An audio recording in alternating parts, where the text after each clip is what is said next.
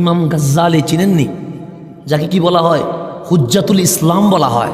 হুজ্জা মানি দলিল, হুজ্জাতুল ইসলাম মানি ইসলামের দলিল, ডকুমেন্টস যাকে বলা হয়। ওনার নাম ইমাম গাজ্জালি।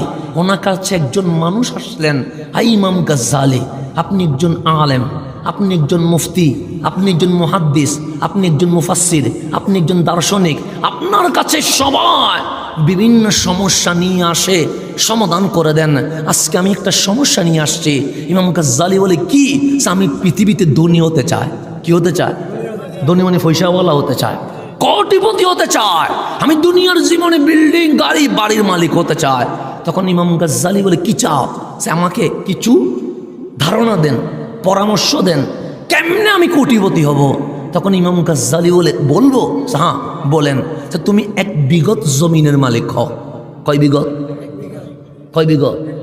1 বিঘত জমিন দিয়ে কি হবে? এটা পিলার হবে সম্ভব? ওই মানুষটা বসে, কার কাছে আসলাম? মানুষ কানির পর কানি জমিন থাকে, এরপরও বলে আরো চায়। মানুষ বিল্ডিং এর পর বিল্ডিং থাকে, এরপরও বলে আরো চায়। মানুষ ফ্যাক্টরির পর ফ্যাক্টরি থাকে, এরপরও বলে আরো চায়।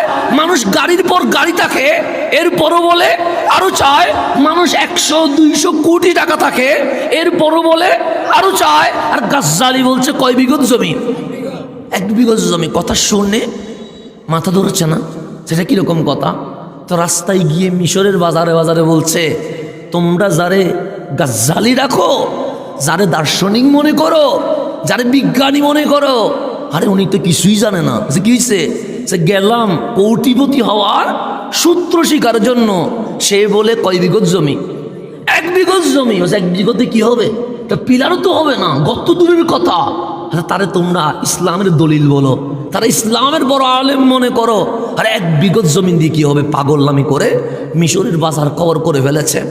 জুমার দিন চলে এসেছে, ইমাম গাজ্জালি মসজিদ এসেছে, মিম্বরে উঠে খুতবা দিবে। খুতবার আগ মুহূর্তে সালাম দিতে দেরি, দেখলেন কিছু মানুষ ইমাম গাজ্জালিকে দেখে হাসতেছেন। ইমাম গাজ্জালি বলে, লিমাযা তাদহাক, তোমরা হাসছো কেন? তখন মুসল্লিরা বলে, হাসবো না তো কি করব? সে হাসার কারণ কি? সে উনি কি গত কিছুদিন আগে আপনার কাছে এসেছিল?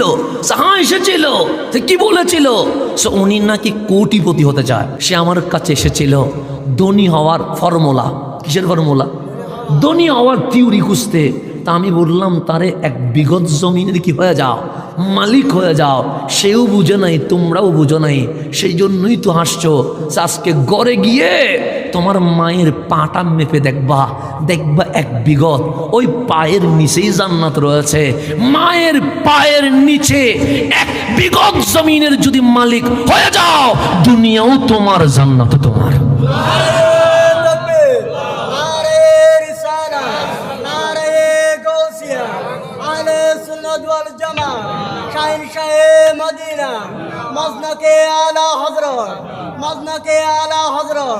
একটু গভীরভাবে খেয়াল করবেন।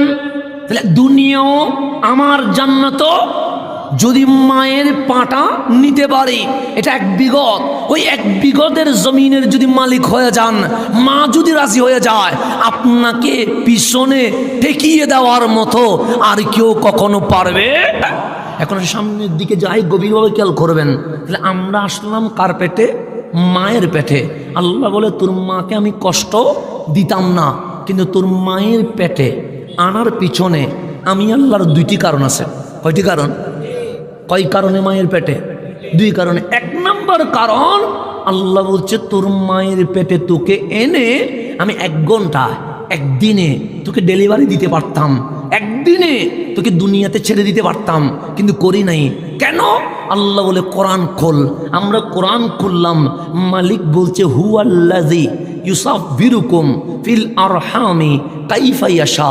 আমি আল্লাহ তোর মায়ের পেটে তোকে এনে আমার কুদরতি হাত দিয়ে চুল থেকে নখ পর্যন্ত সুন্দর করে সাজিয়ে একটা অঙ্গ বসিয়ে, যেদিন আমি আল্লাহর কাছে তুই বান্দাকে সবচেয়ে সুন্দর লেগেছে, সেদিন দুনিয়ার জমিনে ছেড়ে দিয়েছে। তাহলে আল্লাহ হুকুমে বানাইলে 1 দিনে বানাইতে পারতেন, 1 ঘন্টা বানাইতে পারতেন, কিন্তু হুকুম নয়। হুয়াল্লাযী ইউসাফফিরুকুম ফিল আরহামি কাইফা ইয়াশা, আমার মন মতো করে বানাইছি। এটা আমার বান্দা, এটা আমার বান্দা, আমার বান্দারে আমি মন মতো করে বানাইছি। আরেকটা কারণ, পেটে 8 মাস কেমনে থাকবেন, 9 মাস কেমনে থাকবেন, 10 মাস কেমনে থাকবেন, এটা ব্রেইন কখন উত্তর দিতে পারবে না। আল্লাহ বলে, যেই আল্লাহ তোকে মায়ের পেটে 8, 9, 10 মাস জিন্দা রাখতে পারে, বান্দা মরার পর ফুঁসি যাবি না, বান্দা মরার পর মাটির সাথে মিশে যাবি না। যে আল্লাহ মায়ের পেটে জিন্দা রাখতে পারে, সেই আল্লাহ আদার কবরেও জিন্দা রাখতে পারে। সুতরাং ফালানোর কোনো সুযোগ, দুনিয়াতে গুনাহ করে ফালাইতে পারবেন, কিন্তু কবরে গিয়ে দৌড়ার পালানোর কোনো সুযোগ নাই। আপনি যদি বলেন মরে যাব, মাটি খাইয়া ফেলবে, মিথ্যা কথা। আল্লাহ বলে না না, খাবে না, মাটির সাথে মিশে যাবে। আল্লাহ বলে মিশে যাবে না কেন? তোকে বানানোর সময় মায়ের পেটে রাখছি তোরে বোঝানোর জন্য, যে আল্লাহ মায়ের পেটে জিন্দা রাখতে পারে, সেই আল্লাহ আদার কবরেও জিন্দা রাখতে। তো কবরে জিন্দা রাখবে কেন? আল্লাহ সে এই কারণে রাখবো, তুই পালানোর কোনো সুযোগ নেই।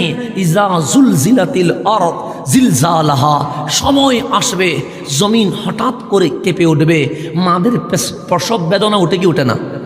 যখন সন্তান জন্ম দিবে তখন কি হয়? পেটে যন্ত্রণা শুরু হয়, হয় কি হয় না? তা আল্লাহ বলছে একদিন সময় আসবে, ইজা জুলজিলাতিল আরদ জিলজালাহা, জমিনেরও প্রসব বেদনা উঠবে। কি উঠবে? কার বেদনা? জমিনের জিলজাল, কাঁপানি শুরু হয়ে যাবে, নড়াচড়া শুরু হবে। কেন? সে মায়ের প্রসব বেদনা ওঠা মানে লক্ষণ হচ্ছে সন্তান কি হবে? প্রসব হবে, জন্ম নিবে। আর জমিন নড়াচড়া করা মানে কবরটাও মায়ের পেটের মতো একটা পেট। ও আখরাজাতিল আরদু আসকালাহা, যখন জমিনের প্রসব বেদনা উঠে যাবে, জমিন তুরে ধরে আর কবরে রাখবে না, তোকে ধরে আমি আল্লাহর সামনে দাঁড় করাইয়া দিবে। পালানোর কোনো সুযোগ আছে নি? আল্লাহ বলছে পালাইতে পারবি না বান্দা, সেজন্য দুনিয়াতে যেমন ইচ্ছা তেমন করো, এই ফর্মুলায় চলা যাবে। কারণ তুই যদি পালাইতে পারতি মালিকের দরবার থেকে, তাহলে তুই যেমন ইচ্ছা তেমন করতে পারতি, কিন্তু তোর পালানোর কোনো সুযোগ